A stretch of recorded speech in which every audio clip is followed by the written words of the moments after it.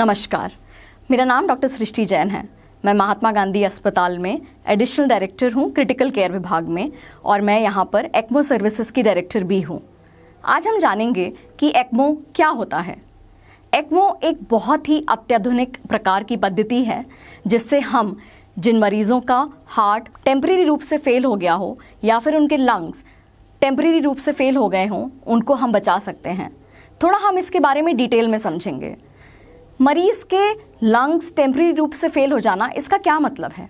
अगर मरीज को किसी गंभीर प्रकार का निमोनिया हो गया हो, जैसे कि कोविड में हम सब ने देखा कि मरीजों को बहुत सीवियर निमोनिया हो जाता था और ऑक्सीजन की कमी शरीर में बहुत ज़्यादा हो जाती थी।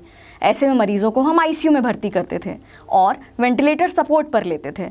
पर काफ़ी मरीज़ ऐसे भी थे जिन्हें वेंटिलेटर पर 100% ऑक्सीजन देने के बावजूद भी हम बचा नहीं पाते थे।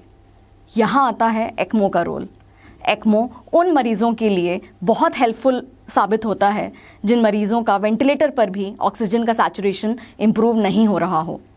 फिर दूसरे प्रकार के मरीज़ जिनमें एक्मो की मदद मिलती है वो होता है हार्ट फेलियर, जो कि रिवर्सिबल हो, मतलब जो ठीक हो सकता हो, परमानेंट नहीं हो।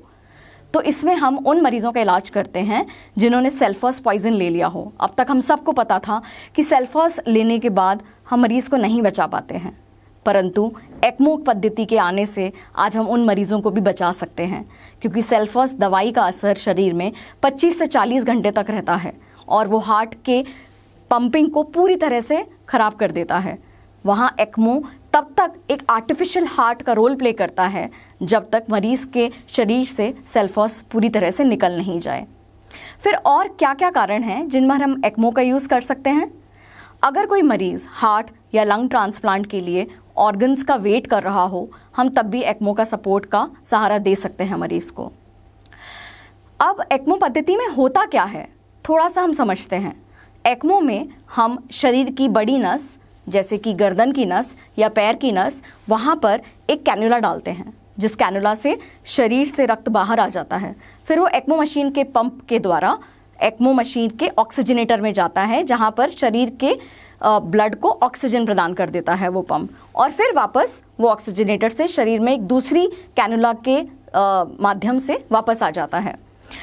सुनने में बहुत आसान लगता है, परंतु यह पद्धति बहुत ही क्रिटिकल रहती है और इसको यूज़ करने के लिए स्पेशलाइज्ड आईसीयू, स्पेशलाइज्ड नर्सेज और परफ्यूजनिस्ट की रिक्वायरमेंट होती है। अगला सवाल कि हम एक्मो मशीन पर मरीज को कब तक रख सकते हैं? जब तक मरीज के फेफड़े उस बीमारी से ठीक ना हो जाए जिस कारण से उसको एक्मो की ज़रूरत पड़ी थी, या हार्ट फेलियर का वो कारण जिसके कारण मरीज को एक्मो की ज़रूरत पड़ी थी वो ठीक ना हो जाए। आम तौर पर अगर निमोनिया का मरीज़ होता है तो लगभग 10 से 20 दिन तक एक्मो की ज़रूरत पड़ती है, और पॉइजनिंग्स के केस में जहाँ पर हार्ट फेलियर हो वहाँ पर 1 से 3 दिन तक मरीज़ को इस पद्धति की ज़रूरत पड़ती है। हमारे को ये बोलते हुए बहुत गर्व महसूस होता है कि महात्मा गांधी अस्पताल में हमारे पास राजस्थान का सबसे बड़ा एक्मो यूनिट है। हमारे पास यहाँ 6 बेडेड एक्मो यूनिट की फैसिलिटी उपलब्ध है और एकदम ट्रेंड स्पेशलाइज्ड नर्सेज हैं हमारे पास जो मरीज़ की इस पद्धति पर ख्याल रख सकती हैं। सबसे इम्पॉर्टेंट चीज़ एक्मो के बारे में कि मरीज़ को हमें जल्दी से जल्दी अस्पताल पहुँचाना है।